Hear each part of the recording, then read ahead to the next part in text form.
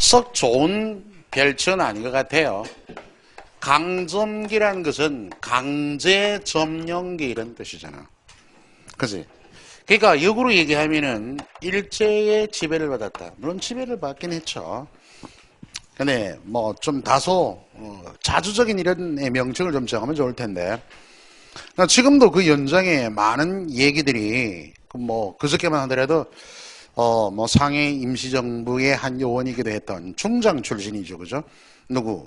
안중근. 우리는 의사라지만 일본 애들은 뭐 살인자라 그러고 그러지 않습니까?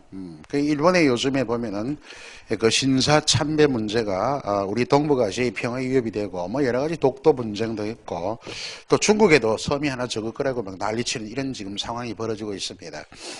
이런 세계사적인 흐름이나 일본의 그와 같은 또 역사 왜곡의 문제 이런 것들이 뭐 지금 현대 이슈가 되고 있지 않습니까? 우리도 한번 보면은 여기 일제 강점기로부터 잘 이게 여러분들이 역사적인 그런 사관의 시각도 있어야 되고 또 거기에 따르는 이 작가들의 대응 방식은 어땠을까 하는 게 문학이 담당하는 한 측면 아니겠습니까? 그런 점을 두고 한번 살펴보도록 하겠습니다. 자, 먼저 20년대부터 10년대부터 사실은 일제강점기인데 20년대 나오면은 1919년 기점이 또 되죠, 그죠? 그러다 보니까 이제 이때 3.1운동이 일어납니다. 뭐 결국 실패로 끝나긴 했습니다만은 3.1운동이 가져간 많은 그 문학적인 특징이 있어요. 정치사적으로는 그게 자주 독립이 이루어지지 않았던 실패이긴 하지만 문학에 많은 영향을 주기도 했습니다. 그리고 일본에게는 식민지 정책의 변화를 가져갔죠. 힘으로 누르던 무단 정치에서 문화 정치로 바꿔가잖아요. 근데 외향적으로 그렇지 않아도 고도의 술책들이 많습니다.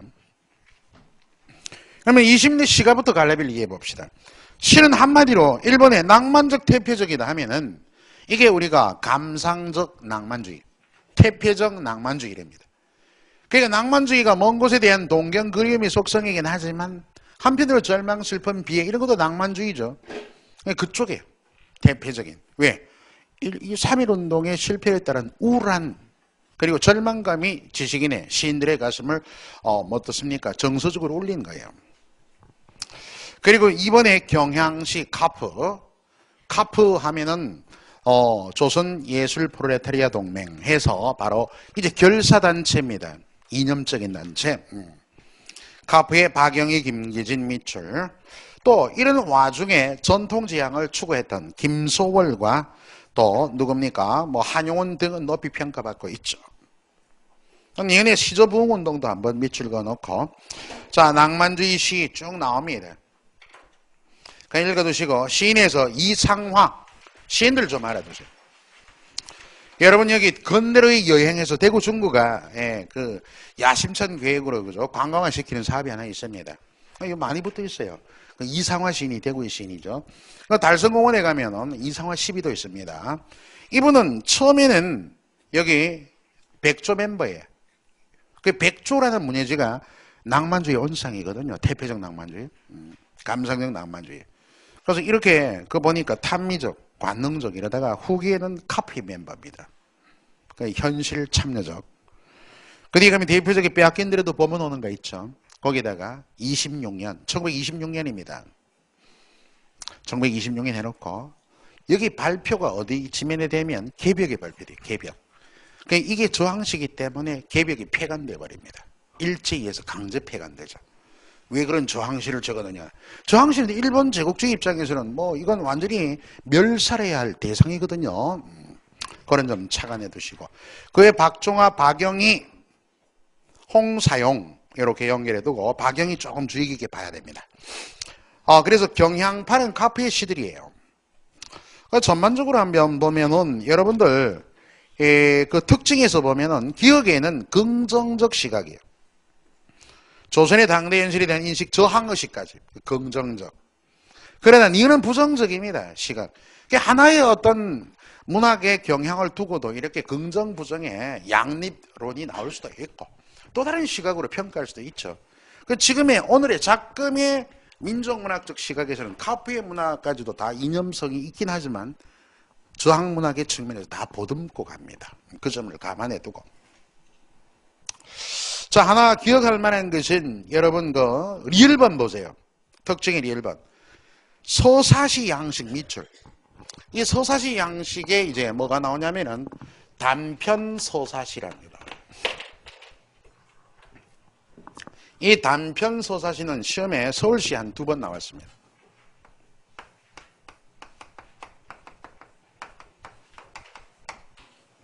단편 서사시는 뭐냐 하면은, 거기 작품으로 누가 나오냐면은, 그 우리 오빠와 화로 돼 있죠. 임화. 임화라는 사람은 원래 카프 1세대 멤버가 김기진, 박영이에요. 임화, 최남천, 한설이야 이런 사람은 동경에 유학하다가 27, 8년에 들어와서 카프 2세대 멤버들이 됩니다. 이 사람이 평론가이며 시인이에요. 이 시 속에 이야기를 담아놓은 시속의 이야기. 시 속에 이야기를 담아놓았다. 이 이야기가 이념성을 띤 이야기입니다. 오늘의 시각에 보면 실천 저항문학인데 그 제목이 이제 우리 오빠와 화로, 우리 오빠와 화로 뭐 이런 작품들이 있어요. 이렇게 단편 서사시라고 평한 사람은 김기진이 평가했습니다. 카프 무슨 론? 대중화 정책, 대중화론. 나중에 이게 대중화 논쟁 그러는데 대중화론에 의해서 창작되었다. 뭐 이렇게 알아두시고 이렇게 언급한 사람이 누구냐면 김기진입니다. 카프 이론가인 김기진이 극찬을 한 거예요. 적어도 문학을 계급적 대중들에게 계급적으로 선동하고 이렇게 대중화시키기 위해서는 시에서는 임화의 단편 서사시 정도는 되어야 한다. 이게 뭐 어떤 객관적인 서사시와는 좀 차이가 있습니다. 그렇게 개별적 명칭일 뿐이에요. 거기 우리 오빠 화로 또 내거리의 순위 이런 작품군이 있다 하는 흐름을 알아두기 바랍니다. 이래서 카프가 2년 문학으로 생활 무렵에 1925년, 35년까지 한 12년간 대응 국면도 있어요. 민족주의 시에 대비 이때 민족주의는 지금의 민족주의는 차원이 다릅니다. 카프의 대응 측면이다 이런 얘기고 지금은 포괄적인 의미에서 민족문학, 민족주의죠. 지금 현재에서는. 그래서 국민문학파 미철, 국민문학파 미철. 이 사람들이 여러 가지 대응 전략에서 많은 얘기들을 합니다. 또 시조도 한번 읽어두시되 2번 봐요. 최남선의 108번네 시조. 그 우측에 시조 있잖아. 그 2번에 최남선의 108번에 밑줄 긋고 최초의 현대 개인 시조집입니다. 최초의 현대 개인 시조집 108번네. 그 외에 노산이 연상 이병기가 있죠. 정인보 님도 한번 기억할 만합니다. 전통 소정시 한용운 김소월 읽어두고 20년대 소설은 옆에다 적으세요. 가난이 주 소재입니다. 가난. 식민지적 가난이 주 소재예요. 20년대. 정말 공핍했습니다. 그래서 이번에 사실주의 소설 밑줄. 가난하면은 실제 현실과 밀착되어 있으므로 리얼리즘 계열이죠. 사실주의 소설. 그래서 한번 넘겨보면은 김동인이 거기 참고란에 나와 있어요. 김동인의 업적곡에 꼼꼼하게 한번 읽어두시고 가끔 김동인의 작가론이 시험에 나오죠. 자, 작가와 주요 작품에 김동인 스몰 A, 그 글상자 스몰 A, 염상섭 스몰 C, 현진근 스몰 B. 순서를 바꾸는 것은 그만한 이유가 있습니다. 김동인은 그 ABC 세 분을 합하면은 사실주의 3대 작가입니다. 현대 사실주의 3대 작가. A 김동인은 출발, 사실주의 출발. 현진근은 기교 완성. 그리고 염상섭에서 장편 소설 완성입니다. 사실주의 장편 소설의 완성. 이런 약간의 시대적이며 그 심화된 흐름이기 때문에 ABC 순서를 내가 그렇게 매긴 겁니다. 그 외 주요서 최서해에다가 별. 이 사람은 카프 7위 소설가예요.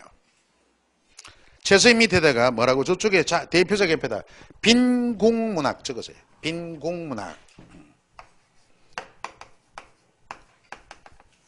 최서해는 본명이 학송입니다. 최학송. 29에 죽었어요. 그래서 이 사람은 특징이 자기 실제 체험입니다. 나는 체험하지 않는 것은 적지 않는다. 이렇게 공언한 사람이 체험을 소설화했고 주로 간도가 배경입니다. 또 주인공이 유해민이에요. 유해민은 우리나라에 조선 땅에 살지 못해서 이민 간 사람들입니다. 이들의 가난이 주요소입니다. 그래서 그의 문학은 무슨 문학? 빈국문학이라고 합니다. 아주 리얼리즘의 극치입니다. 예, 빈국문학이지만 마지막 결말이 살인, 방화로 많이 끝나요. 이런 결말을 두고, 살인과 방화적 결말을 두고 지나치게 소설 미학적으로 극단적이지 않느냐, 이런 약간의 혹평도 있긴 합니다. 그죠? 모든 소설이 살인과 방화로 끝나니까.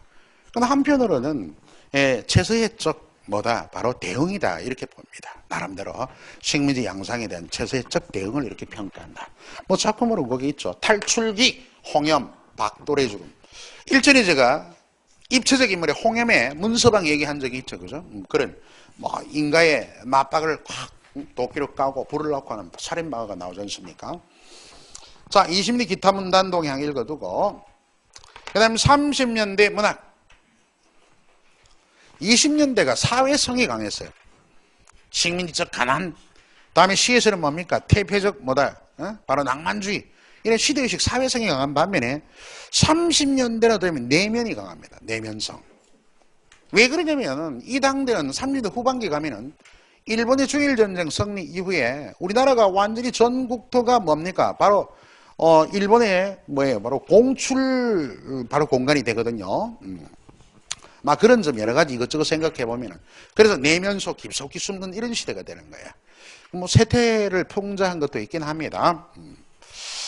자, 한번 보면 1930년 시는 옆에다 하나만 딱 줘. 30년 시 옆에다가 뭐 바로 유파의 다양한 유파입니다. 특징이. 다양한 흐름을 갖췄어요.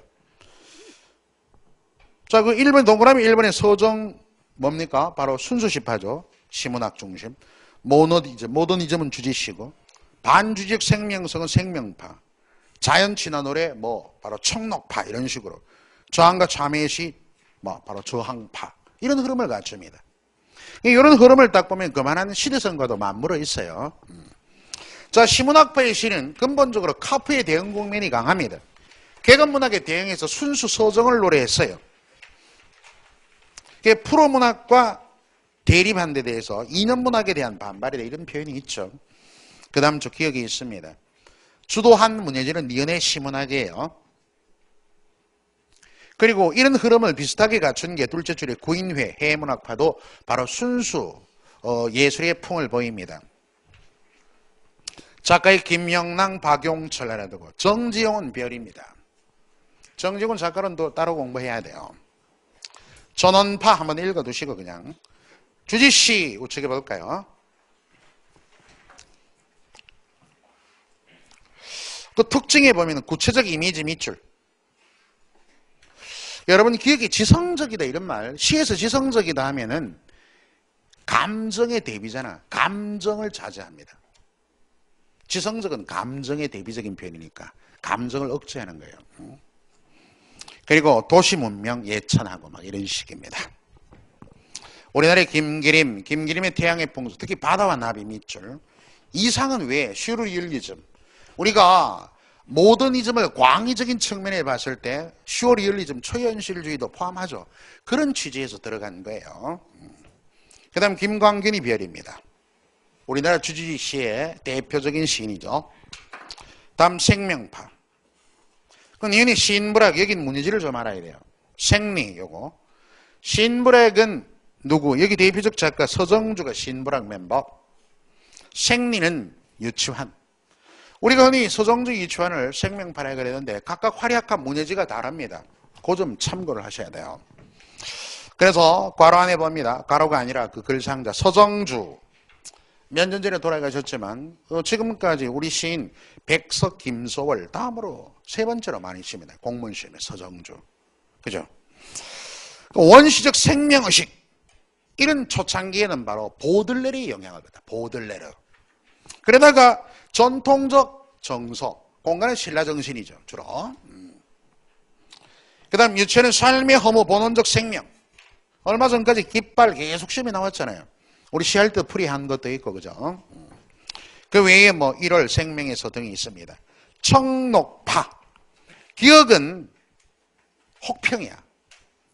일제 말기 군국주의 통치에 따른 문학적 탄압의 소극적 대응 밑줄. 전통 지향하고 막 이러는 게 적극 대항의 저항파에 비해서는 굉장히 소극적이죠. 자, 넘겨보시면은 공통점 하나가 리을에 있습니다. 문장지 출신입니다. 세 분이. 특징은 읽어두고 작가 보면 박목월, 조준, 박두진 작품으로 좀 공부할 필요가 있습니다. 다음에 저항시 옆에 딱 적으세요. 해방 이후 발표. 그러니까 이분들의 시들은 그 당대에 발표 안 됩니다. 내용이 저항적인 거로 바로 보세요. 1926년에 빼앗긴들에도 보문 오는 거 발표했다가 폐간돼 버렸는데 이 상황에 이 사람들의 작품집은 모두 해방 이후에 발표가 되는 거예요. 전부 다 돌아가신 분이에요. 해방이 죽고 나서 유구 시집으로. 자, 시문 그날이 오면 이육사 꼭 쭉 읽어두시고 윤동주 작품 우리가 뭐 세계 자가 임내 또 우리가 본 서시 같은 작품 분석이 돼 있죠. 그런 흐름으로 이제 시대사에서 어느 정도의 위상을 띠고 있는가 이런 것도 한번 검증할 이유입니다. 자, 30대 소설 옆에다가 배경의 다양성, 배경 공간이 다양했어요. 이때 배경은 여러 가지 볼 수 있습니다. 일본의 장편 소설이 많이 창작되죠. 염상섭의 3대 최만식 밑줄 별. 최만식이 소설 가운데서는 가장 많이 빈출한 빈출 작가입니다. 자, 이번에 지식인의 문제는 도시공간, 도시 동그라미. 다음에 3번에 농촌 동그라미, 농촌. 다음에 4번이 역사 동그라미. 이런 식으로 배경 공간이 아주 넓어졌습니다. 자, 작가 중요하죠. 시문은 소설가이며 시인입니다. 최만식 별이랬죠. 레디메이드 인생은 내가 풍자에서 설명을 한번 드렸고, 치숙 어리석은 아저씨, 오촌 아저씨에 대한 얘기고, 탕류 태평천을 보면 모두 최만식 소설의 특징 내가 일렀듯이 부정적인 인물을 전면에 내세우는 이런 특징이 있죠. 또 태평천의 판소리, 사설 문체 이런 것 꼼꼼하게 따져봐야 됩니다. 다음에 이효석 구인의 멤버였다가 나중에 이 사람은 이효석은 처음에는 동반 작가예요. 여러분 여기서 동반 작가 조금 알아야 됩니다. 세 번째 30년대 가면 동반 작가 이런 사람이 있어요. 이 동반 작가는 카프에 여러분 이 카프는 1925년 결성이 됩니다. 그래서 1935년에 일제에 의해서 강제 해체돼요. 그 12년간 계급문학으로 풍미합니다. 그래서 카프의 문학적 이념에 동조해요. 동조하나 실제 가담하지 않은 작가군입니다. 가담은 하지 않았다. 하지 않은 작가들을 뭐라 그래요? 동반 작가래요. 여기 나오는 유진호, 최만식, 이효석 이런 사람이 동반 작가입니다. 최만식, 유진호, 이효석.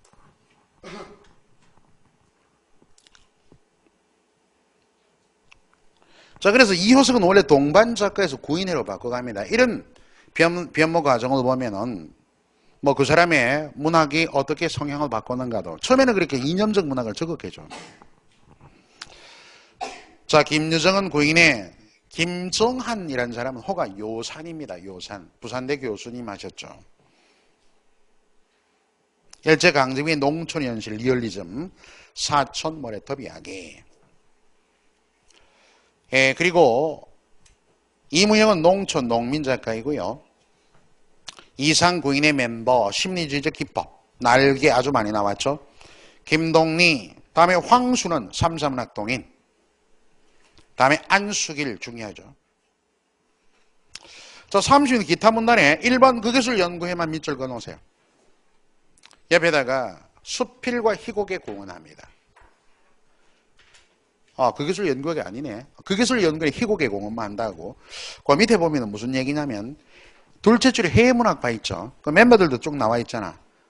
소항석, 윤백남, 유치진, 뭐 홍혜성, 정인석 이런 해문학파가 바로 그것을 연구회를 주창했으니까 바로 그것을 연구회는 연극단체니까 희곡과 수필에 공헌한 단체가 해문학파다 이런 뜻입니다. 그거 참고하시고 그것을 연구회는 사실주의 문학이죠. 또 근대적 수필 역시 해문학파 나와 있죠. 자, 이제 드디어 해방이 됩니다. 자, 454쪽에 해방. 해방 직후 전해의 문학. 해방 직후 하면 45년에서 50년까지. 이때가 참 혼란스럽죠, 또. 해방 직후가 되니까 여러분 그 정부 수립이 남한 북한이 달라집니다. 그리고 소련과 주둔, 미국이 주둔해서 신탁 통치가 이루어지잖아요. 그게 아직까지 해방이 아니에요, 따지면. 그리고 그 강대국의 이데올로기 속에 또 한국 전쟁 일어나고요. 그리고 우리나라는 전쟁의 상흔에서 벗어나지 못하고 60대를 맞고 경제가 피폐해져 있으니까 경제개발 5개년 계획에 경제 수치만 막 10몇 프로 한강이 기적하지만 이면에 민중들은 막 억압을 당하고 희생되고 그리고 민중의 각성이 60, 70년, 80년대 일어나서 많은 또 작가들이 뭡니까? 감옥에 갇히게 되고 그리고 70년대 가서 박통에 또 뭐예요? 바로 독재 정권. 이러고 군부 독재로 전두환 노태우까지 이어지잖아요. 이런 아주 뭐 굴절된 현대사가 있습니다. 그런 흐름 속에서 한번 생각을 해 두셔야 돼요. 자, 그래서 시대개관에 1945년 50년 말까지를 뭐다? 해방 공간 이렇게 얘기합니다. 이때는 좌우 이데올로기가 극심한 대립을 보여요. 그 첫째 줄에 조금만 줄 그어 놓으세요. 예, 그 전반적인 흐름이고 갈래비를 이해가 합니다. 우측에 바로 455쪽에 해방 직후의 시죠. 시는 시집의 출간이 일제 강점 기간 동안에 뭐 저항 시인들의 유고 시집도 막 나오잖아요. 시집 출간이 활발하게 이루어집니다. 그리고 작품 경향의 일본 좌익 진영의 시. 원래 카프가 있잖아. 이때 35년에 강제 해체되고 많은 카프에 가담한 작가들이 전향 선언을 합니다. 카프 포기. 그래서 잠수하고 있다가 해방 직후에 여기 보면 왼쪽에 도표가 있죠. 거기 보니 이제 뭐예요? 사회주의 문학정이 이제 자익문학으로 이렇게 나서거든요. 이렇게 해방 직후에 자익문학으로 나선 사람들은 대부분 카프의 멤버들이에요. 카프의 멤버들은 나중은 6.25 한국전쟁이 일어나면 또 월북하거나 납북돼 버립니다. 막 그런 과정이 있죠. 자, 그래서 이 좌익 전형의 시 한번 살펴만 보죠. 이것의 대표 시집 한번 보세요. 임화의 찬가. 다음 넘기서 이용학 오랑캐꽃. 우익 진영도 있습니다. 이럴 때 요즘 같으면 극우 이렇게 되겠죠. 우익 진영. 자, 대표 시집 박두진, 박목을, 조지훈, 청록집. 또 유치원의 생명에서 서정적 이척도 등이 있습니다. 자, 해방 직후의 소설 옆에다가 소재의 다양. 해방이 되니까 이제 뭐 광복의 기쁨도 있고 일제 잔재의 청산 소재가 아주 활발해지고 다양해집니다. 자, 식민지적 삶의 극복에 꼬그라 놓을 게 최만식의 논이야기. 해방 직후에 이제 해방이 되니까 30, 40년대 최만식은 시니컬한 주로 풍자 소설을 많이 적었어요. 일제 강점에 대한 풍자. 그러다가 해방 직후 이 사람은 일제 때 뭐 했냐면은 신문기자를 지냈어요. 나름대로 자기 스스로 친일파다라고 막 얘기하고 막 부끄럽게 얘기했어요. 자, 어쨌든 막 그런 상황에서 이 사람은 자기 반성의 작품이 민족의 죄인 이런 거고 나는 친일파요. 일제 때 뭘 했어? 바로 신문기자를 했어요. 뭐 이런 식으로. 약간의 양심의 가책. 그렇다고 뭐 그래 친일이라고 보기도 어렵습니다. 소설가의 양심을 지킨 이런 사람이고 그리고 또 한편으로 역시 해방 직후에 이제 여러 가지 정치도 변함이 없습니다. 일제 강점기 때 기득권자가 또 해방이 되어도 내놔 또 기득권자예요. 여러분 한번 보면 옛날에 여명의 눈동자 드라마가 있었죠. 보셨는지 모르지만 어릴 때인데 여러분들 최실하고 막 나온 이런 드라마인데 거기 보면은 박근형이 분이 딱 보면은요 일제 강점기 때 고등계 형사예요. 그럼 뭐 하는 사람입니까? 바로 잡아갔어요. 순사 누구를 잡아갔다? 독립투사를 잡아갔다. 그러다가 이제 해방하니까 때려 죽이니 살리니까 뭐 어디 잠시 잠수 탔다가 다시 돌아와서 종로 경찰서 경무 과장을 하고 있습니다. 그러니까 이런 물타기 잘하는 거죠. 지배계층, 내가 또 지배계층. 오늘도 가만히 따져보면 그런 사람 많습니다. 그래서 한때 노무현 정부 당대에 뭐 친일파 막 목록 공개하고 막 이랬죠. 그죠? 요즘에도 그런 시비가 많지 않습니까? 지금까지도 그 연장선상 위에 놓여 있어요. 그러니까 우리 젊은 친구들이 역사의식을 바로 세워야 한다. 그래야 쪽발이 같은 애들이 바르게 헛소리 안 한다 이런 말이에요. 그러니까 요즘에 보면 한국사가 강화되는 이런 교육관이 지금 교육정책의 하나로 편입되어가지고 지금 난리 아닙니까, 여러분들? 국사가 굉장히 많은 그 수능에도 막 그 필수 과목으로 들어가고 또 한국사 능력 시험이 막 굉장히 막 많은 막 점수도 획득될 수 있는 가산점도 있고 막 그렇습니다. 그런 이유가 있죠. 한번 참고하시되, 최만식의 논이야기 알아두고, 이 논이야기는 해방직후 토지정책의 풍자예요. 자, 막 그런 것, 한생원 나오죠. 그 다음에 귀향의식도 있고, 분단의식, 순수소들 읽어두시고, 50년대 시가 합니다. 이건 50년대 한국전쟁이 있잖아요. 시, 그 전쟁과 관련된 시들이 중요합니다. 1번, 전쟁으로 인한 정치 문화의 불모성. 본격적인 문예지도 좀 알아두시되, 특히 사상계 알아두세요. 1952년 사상계. 자, 우측에 작품 경위의 전쟁 체험의 시. 특히 예문에 구상의 초토의 시. 시험에 2번 나왔습니다. 지문 자체로. 문명 비판 요구 알아두되 후반기 동인 미출. 그러니까 우리 34년에 주지시 있죠. 김광균. 일제강점기 그 연장선상입니다. 이게 1950년, 49년 이릅니다. 후반기 동인은 나중에 보면은 뭐예요? 바로 새로운 도시와 시민들의 합창 이런 문학집이 있습니다. 작품집을 내게 되죠. 이 멤버 중에 박윤환 알아두세요. 박윤환의 목마숙녀. 다음 지적인 내민의식의 김수영.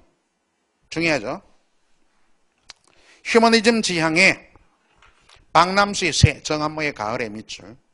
고전주의 주향도 있죠. 박재섬 알아두고. 자, 50년대 소설은 아무래도 6.25 전쟁 체험, 이 불모성 극복 여기 있죠. 아무래도 초점이. 한번 넘겨보세요. 전후의 다양한 현실 인식. 황수던 카인의 후예. 옆에 줄 긋고 적어놓기를. 여러분 지금 적어놓는 내용은 전부 공무원 시험 문제였어요. 카인의 후예 옆에다가. 뭐 북한 정권의 수립 과정. 이게 시험 문제였어요. 북한 정권의 수립 과정을 적은 작품. 카인의 후예. 장용의 요한 시집 알아두고. 황수는 카인의 후예는 북한 정권의 수립. 이렇게 알아두고. 현실 참여, 선우의 불꽃 밑줄. 자, 순수술, 오영수의 갯마을 밑줄. 서구 실존주의, 전후 소설의 영향을 많이 주죠. 일종의 휴머니즘이다 얘기 드린 바 있습니다. 김성환의 5분간. 5분간 밑에 뭐 동시묘사법. 여기 시험 문제. 동시묘사라는 것은 장면을 2개를 딱 크로즈업 하듯이 겹칩니다. 이 작품은 지상과 천상을 동시에 보여줘요. 천상에서는 제우스와 프로메테우스의 뭡니까? 5분간의談판이 벌어지고 지상에서는 막 현대인들의 그 복잡한 모습들을 막 동시적으로 묘사해주는 동시묘사법의 소설입니다. 그것이 바로 5분간이라는 소설이에요. 참고하시고. 다음에 작품 경향. 오상원의 유예 예문에 중요합니다. 그리고 전후에 소외된 삶 실존적 상황에 손창섭의 비오는 날 원구의 마음은 하염없이 우울했다. 우리 배경에서 한번 문제 나왔더랬죠. 그죠? 그겁니다. 비오는 날. 전쟁의 후유증에서 하근찬 영천 사람이죠. 2년 전에 돌아가셨어요. 순환 이대, 야호, 달섬 이야기, 왕릉과 주둔군 이런 작품집이 있습니다. 그래서 경상도 방언을 넉넉하게 썼어요. 자, 극문학 한번 읽어두시고 다음 수필도 마찬가지. 60년대 시 갑시다. 60년대는 가장 중요한 정치사가 일본의 4.19 혁명 5.16 군사 쿠데타. 뭐 이것도 혁명이냐 쿠데타냐 해서 얼마 전까지 박근혜 그 뭡니까 대통령 이렇게 취임하기 전까지도 막 이슈화 되었죠. 그 참 묘한 일이지. 평가는 지금 역사가 평가할 일이지만 뭐 여러 가지 상황을 한번 생각해 볼 필요가 있습니다. 저 개인적으로는 쿠데타라고 평가되는데 객관화된 명칭이 이렇게 나오고 있죠. 자, 어쨌든 4.19 혁명도 지식인이 일으켰으나 실패했죠. 그러나 많은 얘기를 또 이끌어 갔습니다. 나름대로. 특징 1번. 아직 근대화로 인한 사회적 모순, 비인간화. 이건 뭐 경제에 초점을 맞추다 보니까 62년부터 경제개발 5개년 계획이 일어났잖아요. 그 박통희 정권을 접근부터. 그 3차까지 있었으니까 15년간 경제개발은 대단히 이루어집니다만은 경제 이면에 숨겨진 많은 그 민중들의 희생, 억압 이런 것들 그런 것들을 한번 연결할 수 있어야 됩니다. 그것도 역사와 문학사를 통해서 더듬어야 되고. 한번 넘겨볼까요? 자, 현실 참여 60년대 김수영 푸른 하늘을 폭포 밑줄. 그 다음 분단의 비극, 이것도 현실 참여 가운데 신동엽 껍데기는 가라 금강. 그래서 이 두 분이 쌍두마차례 그러죠. 뭐 바로 이 저항문학의 일종의 참여문학의 선두주자입니다. 두 분이. 순수 서정시도 있죠. 조병화의 이자, 김남주의 너를 위하여. 그리고 현대 시조 보면은 비번 보세요. 시조문학, 정형시 등 시조 전문지가 간행되었다라는 것. 그리고 그 밑에 작가의 김상옥, 이호우. 이 두 분 묶어보세요. 김상옥, 이호우. 여기는 이 두 분이 문장지 출신입니다.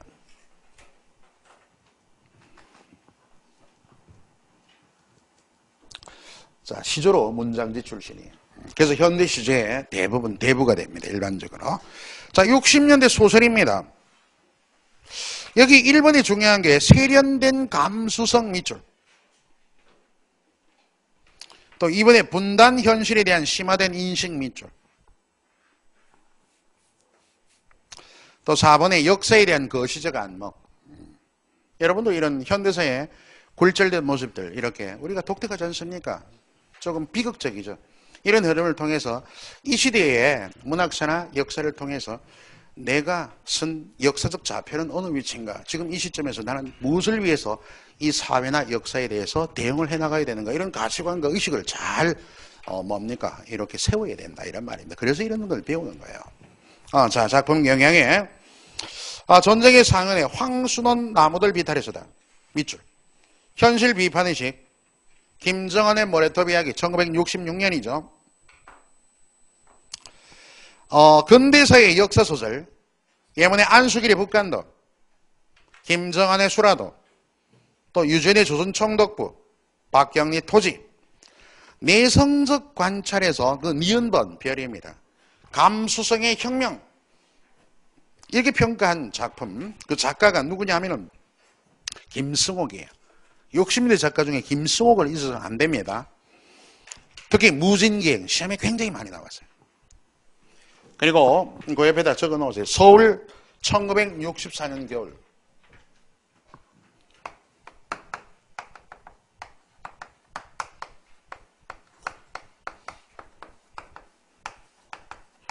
이건 경기도와 서울시 교육행정직의 시험에 너댓 번 나왔습니다. 지문 자체가.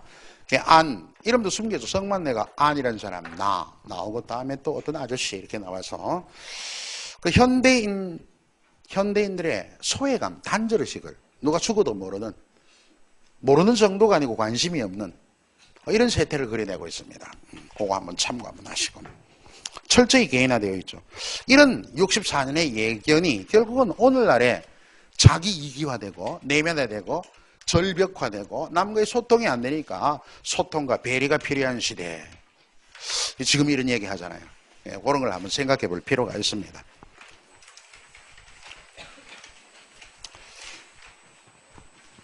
자, 그리고 최인호의 타인의 방 있죠. 462쪽 최고 위에 정치적 모습 비판에 꼬가라들고 최인호의 광장 7급에 한 10번 정도 나왔고 9급에 법원서기보 3번, 국가직에 2번.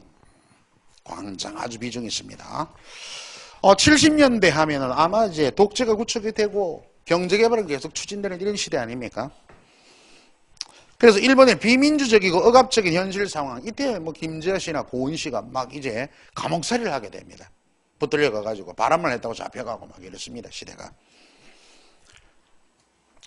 그리고 특징이 절박한 현실 인식을 고통스러운 의지적인 언어로 형상화했다. 민중시, 민중이라는 개념이 이때 나오죠. 백낙청에 의해서. 민중시, 조태일의 국토, 신경님 겨울밤 농무 밑줄. 잘 나오죠, 신경님. 또 정치사회 현실 비판에 김정의 타는 목마름으로 오적 밑줄. 디귿 소외된 사람들에 대한 관심. 정호승 대구 시인입니다. 서울에 활동하고 있지만 맹인 부부 가수. 다음 모더니즘 대표 주자가 예문에 황동규예요. 황동규 기항지요. 황동규 옆에다가 뭘 적어놓냐면 작품으로 여러분 풍장 2009년의 국가적 문제입니다. 풍장. 내 죽으면 풍장시켜다오 섭섭하지 않게 이렇게 시작하는 시. 그래서 죽음의 세계를 긍정적으로 바라봐 되게 문제의 답이었죠. 아마 그런 것도 내면의식에서 이제 실존의 의미로 살펴볼 필요가 있습니다. 뭐 이런 작품만 적은 게 아니라 황동규 우측에는 한번 읽어두시고 70년대 소설 여기서 중요한 게 있습니다. 또 전개 양성의 농촌 공동체 파괴. 왜? 이촌 향도잖아요. 그 도시 중심의 개발 정책이 이어지면서 그죠? 바로 농촌을 못 먹고 살아요. 그 많은 사람들이 뭐 금숭이도 예쁜이도 담보찜을 싸고 서울로 토끼고 말이야. 그런 서울 지향성이 강합니다. 먹고 살기 위해서. 뭐 오늘날에도 많은 비슷하죠. 우리 지방에 사는 젊은 친구들은 항상 서울에 대한 지향성을 강하게 띠고 있는. 가만히 별 볼일 없습니다. 나도 7년간 살아봤지만은 뭐 사람들마다 다 코드가 다르지만 생각해 볼 필요가 있는데 농촌이 피폐해야 돼요. 산업 중심의 공간이 도시니까. 자, 그래서 보니까 이문구의 관촌수필 소설입니다. 제목이 수필 따름이죠. 연재소설이고 산업화 노동자의 뿌리 뽑힌 삶. 뭔데? 황석영의 객지 옆에다가 전태일 그 사건 있죠. 분신 사건. 노동운동의 시발점이잖아요. 그걸 보고 감동해서 적었습니다. 하룻밤에. 삼포 가는 길 시험에 10대 번 나왔어요. 삼포 가는 길. 그 정시의 고향이 지금 산업화로 인해서 뭡니까? 상실되는. 그래서 연대의식을 필요로 하는 이런 작품들. 윤원길의 9켤레 구두로 남은 산에 도시 변두리적 삶이죠. 서울이 아닙니다. 공간이. 여러분 거기 서울 바람이 대보면은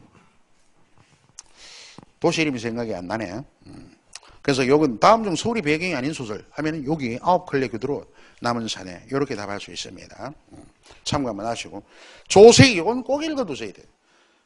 저희 대학 들어갈 때는 대학생 필독서 이래가지고 1번 조세희의 난소공이죠. 난장이가 쏠린 작은 공. 여러분 어땠는지 모르지만 그 70년대에 정말 열악한 난장, 이 난장이는 소외된 삶을 상징합니다. 그지? 그 소외되고 키가 난장이다 외형적으로 이렇게 내세운 거죠. 상징하는 바가 소외의식, 소외계층이에요. 지금도 많습니다. 지금도 TV 같은 거 보면 뭐 홀로 독가고 독가 세대가 있지 않습니까? 노인들. 못 먹고 사는 사람들 한둘이가 아니에요. 어찌 보면 여러분 중에서도 혹시 그럴지도 모르겠지만 아직까지 노인은 아니잖아. 어쨌든 나중에 공무원 되셔서 그런 사람들의 아픔도 한번 생각할 줄 아는 이런 다정다감한 사람이 되셔야 될 거예요. 자, 조세의 난수공 한번 보시고요. 그리고 저기 분단현실의 박완서의 엄마의 말뚝, 최근에 2012년 서울시 교육행정직에 나왔습니다. 엄마의 말뚝. 연원길의 장마 알아두시고, 민족사의 재인식 박경리의 토지 또 나왔죠. 뭐 그래서 70년대까지 매듭이 돼 있는 8, 9, 10, 20, 2000년 이건 이제 여러분들이 정리되는 대로 또 연결을 할 겁니다. 그리고 문예지 한번 꼼꼼하게 엮어두시기 바랍니다. 자, 이래서 현대문학사 매듭을 하고요. 문제는 또 여러분 몫에 맡깁니다. 뒤에 한문학 파트는 다음에 언젠가 짬을 내어서 한번 수업을 할 때가 있을 겁니다. 그때를 한번 기약하면서 이것으로 1권을 끝내고요. 다음 주부터 2권을 시작하겠습니다. 또한 내일은 휴가 기간이니까 수업이 휴강입니다. 원래는 수업이 있었지만 아침 강의도 휴강입니다. 아침에 나오셔서 독립운동하기 없게 자 휴가 잘 보내시고 또 건강한 몸으로 다시 만납시다. 자 오늘 여기서 끝낼게요. 수고했습니다.